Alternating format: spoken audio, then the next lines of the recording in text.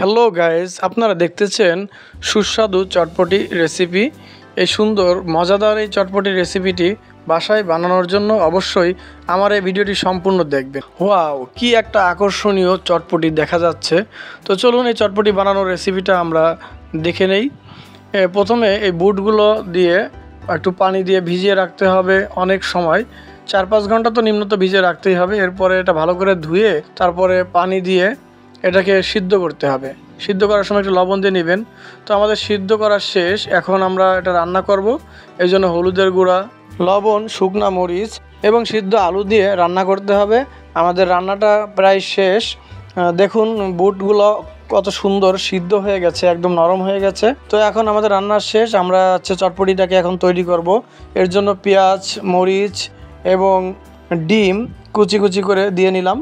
এর সাথে দিলাম চটপটির মশলা এবং টক, তেঁতুল টক। এটা সুন্দর করে বানাবেন আপনারা নিজেরা বাসায়। তো তেঁতুল টকটা দিয়ে দিলাম, দিয়ে এটা ভালো করে একটু মিক্সিং করতে হবে। এখন আমরা কিন্তু এই সমস্ত মশলার সাথে বিট লবণটাও দিয়েছি, আপনাদের বাসায় থাকলে অবশ্যই দিতে পারবেন। এবং এটা মিক্সিং করতে হবে সব কিছু দিয়ে।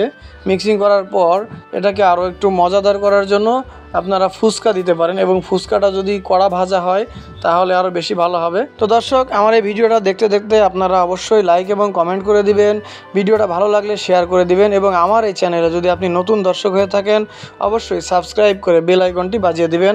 তাহলে আমাদের পরবর্তী রান্নার ভিডিও বা ফুড ব্লগটি আপনার ডিভাইসে নোটিফিকেশন চলে যাবে।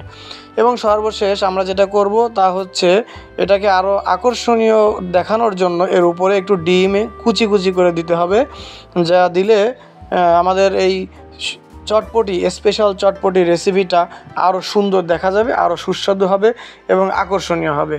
তো দর্শক, আজকের মতো বিদায় নিচ্ছি। দেখা হবে সামনের কোনো ভিডিওতে। আল্লাহ হাফেজ।